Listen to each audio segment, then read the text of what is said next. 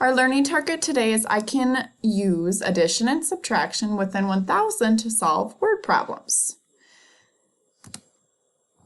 So what is the most important thing to decide in addition? What's the most important thing to decide in addition? Go ahead and answer out loud. If you need to make a new 10, a new 100, or both, a new 10 or 100. So what do you do when you need to make a new 10?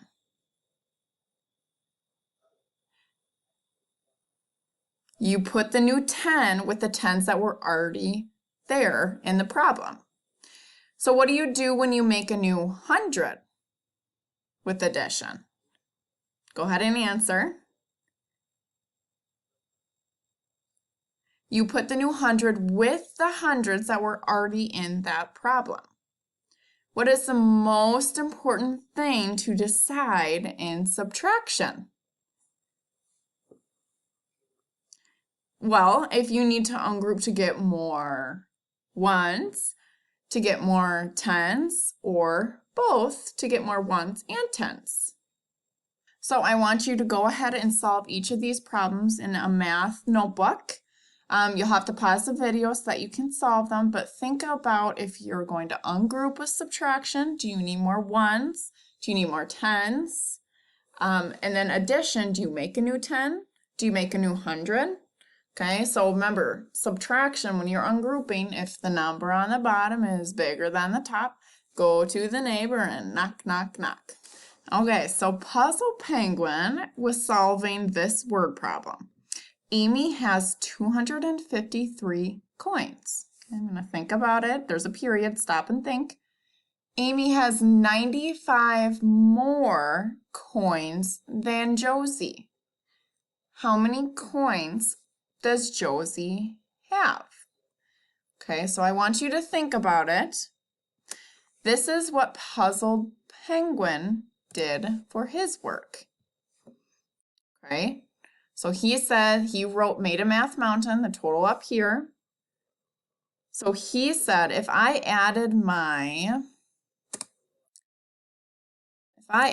plus minus, hold on a sec. So if I add my plus and minus so that I can see how my math mountain works. Okay, so Puzzle Penguin left the total at the top blank, and he is saying that you need to add Amy's amount of coins plus 94 more because it says Amy has 95 more coins than Josie. So he set up the equation 253 plus 95. And then he solved, and notice how he made a new 100. Okay? So it looks like he solved it correctly. Now, if I look back at his math mountain and I read back at that problem, does it say that Amy is getting more coins? Or does it say that Amy has more coins than Josie?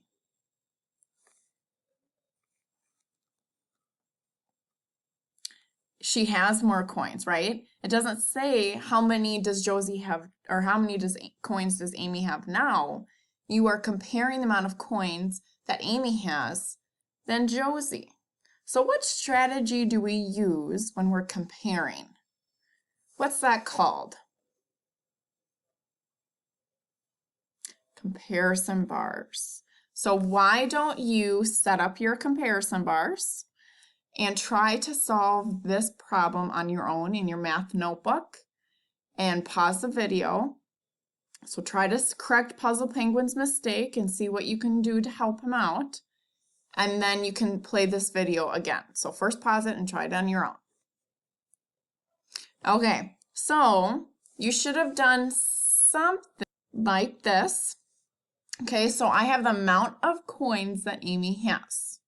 Okay, she has the total amount of coins because you're comparing her coins and how she has more than Josie has. Okay, so we don't know how many coins Josie has. We just know that Amy has more. So it helps to write your letters so you don't get too confused. Remember, this is the same thing as our Math Mountain. This big bar and the comparison bar represents our total. Okay, so if we made these little lines, just like a Math Mountain, and added our minus, minus, and plus, okay, what is going to be our equation? Is it going to be 253 plus 95, like Puzzle Penguin did?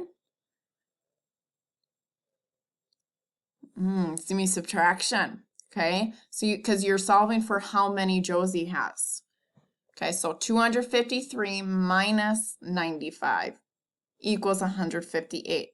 Now remember the saying, if the number on the bottom is bigger than the top, go to your neighbor and knock, knock, knock. So I knocked, and then I had 4 tens left. But what's my problem? Can I take 4 tens minus 9? Can I take 9 tens away from 4 tens? Right here? I need more tens. How do I get more tens? By ungrouping 100. Okay? And when I take that 100 and I ungroup it, how many tens do I get? 10. So 10 tens plus 4 tens equals 14 tens. Now can I subtract? Yes. Okay, so you should have gotten 158 coins as your answer. Let's look at the second problem that Puzzle Penguin did. Sarah has 412 stickers and 275 buttons. That's a lot of stickers, and that's a lot of buttons. Jim has 234 stickers. How many stickers do Sarah and Jim have all together?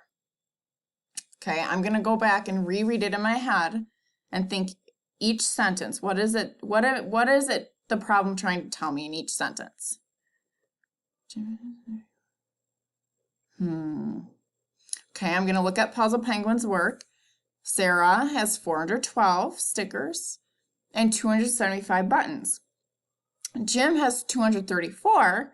How many stickers do Sarah and Jim have all together? Well, when I see the word all together, I know that I'm putting things together and I'm adding how many do I have in all. So I see that Puzzle Penguin did that. I want you to try to solve it in your math notebook first. See if you can help Puzzle Penguin out. Pause this video. All right, so you should have tried it out on your own first. Now, if we think back to the problem, the question is asking how many stickers. Does the question ask anything about buttons? It does not. The only time it mentions buttons is up here. But do we need to know how many buttons Sarah has? No. So it's an extra information problem. It's trying to trick you.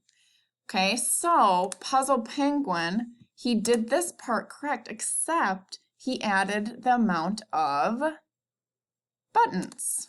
Okay, so you should have wrote your problem like this because you're just adding the number of stickers that Sarah and Jim had together. They don't ask anything about the buttons. Okay, so you are going to do page 369 and page 370 in your math workbook. But before you begin, just like what we practiced with Puzzle Penguin, some of these problems will have extra information. Some of them might be comparison problems. Okay, so make sure that you make a drawing. That's what the instructions say to do. I suggest to set up a Math Mountain to help you out.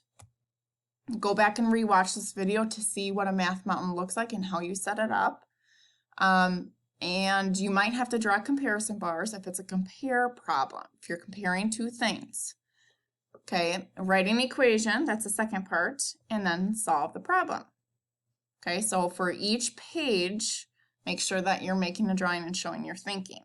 And then I suggest that you go back and check your work to make sure it makes sense.